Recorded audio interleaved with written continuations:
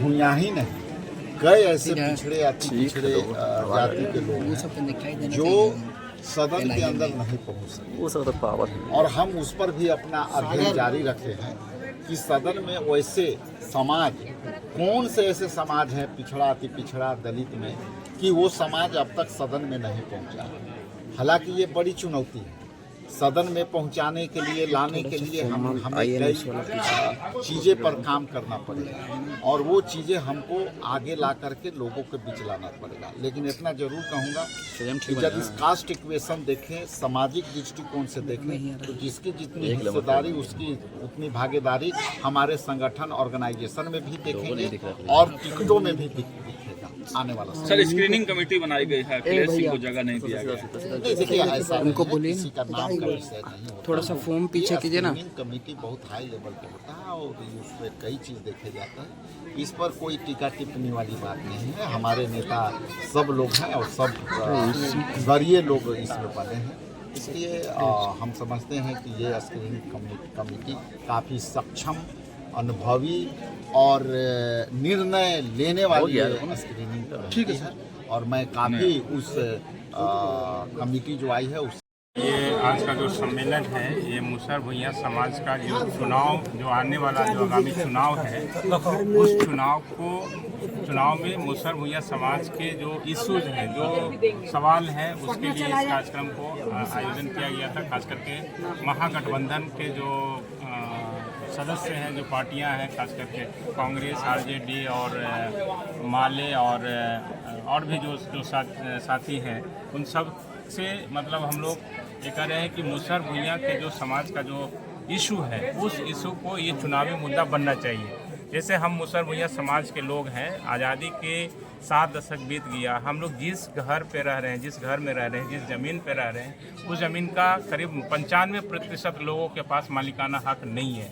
तो हम लोग चाहते हैं कि इस चुनाव में मुसहर समाज का जो ये है, और ऐसा नहीं कि सिर्फ मुसहर भुइयां समाज ही है, उसके साथ साथ और भी जो समाज हैं, जैसे रविदास हैं, धोबी हैं, पासी हैं, बेलदार हैं, उनके बस्तियों में साथ रहते हैं, वो सभी के पास मतलब ये आवासीय ज़मीन और जो भूमि है उसका मालिकाना हक नहीं है। तो हम लोग चाहते हैं कि मुसहर भुइयां समाज का जो इशू है, सबसे पहले कि जिस ज़मीन पे रह रहे हैं, जिस मकान में रह रहे हैं, बिना शर्त उनको मालिकाना हक दिया जाए, ये एक चुनावी मुद्दा होना चाहिए। अच्छा, क्या कहेगा सर? आप ही के समाज से आते हैं जीतनराम मांझी, स्वाभाविक सी बात है, अभी आपका प्रतिनिधित्व करते हैं, आपके कुनबे का दावा भी ठोकते हैं, तो क्या लगता है आप उनके पास ये प्रस्ताव दिए, संज्ञान में दिए?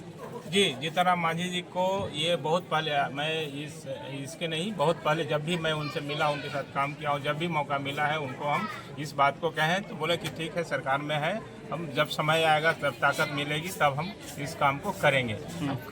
समय कब मिलेगा, ताकत कब मिलेगा, ये तो अब आप ही लोग उनसे पूछेगा कि अब क्या चाहिए। अब उनके पतोह विधायक हैं, समदिन विधायक हैं, बेटे मंत्री हैं, अपने केंद्रीय मंत्री, अब कितना और ताकत चाहिए उनको ये सब चीज़ लागू करने। अब तक ताकत और उम्मीदें आपको कांग्रेस से मिल रही हैं, देखने को मिलेगी उम्मीदें? जैसा कि पिछले कई सालों से राहुल गांधी जी जिस प्रकार से कांग्रेस को रिफॉर्म कर रहे हैं, कांग्रेस में जो बातें ला रहे हैं, सिर्फ बातें नहीं, वो कार्य में भी दिख रहा है।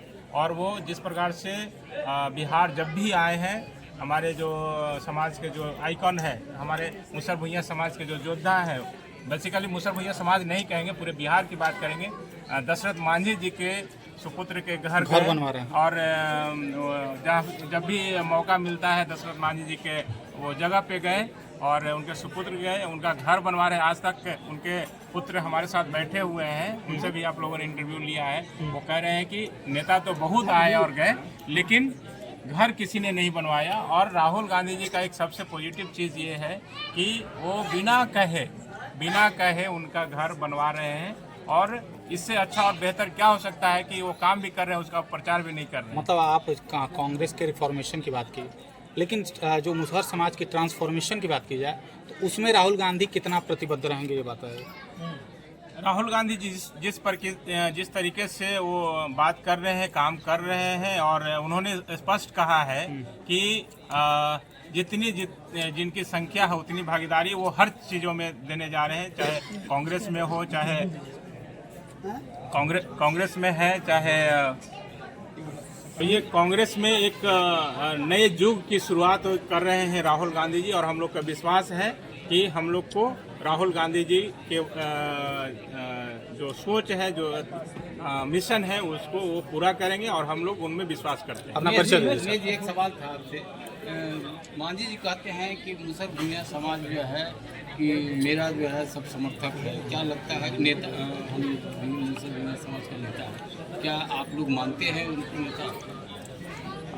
देखिए, वो मुसर समाज से है, काफ़ी बुजुर्ग हैं, हम लोग उनको गार्जियन मानते हैं।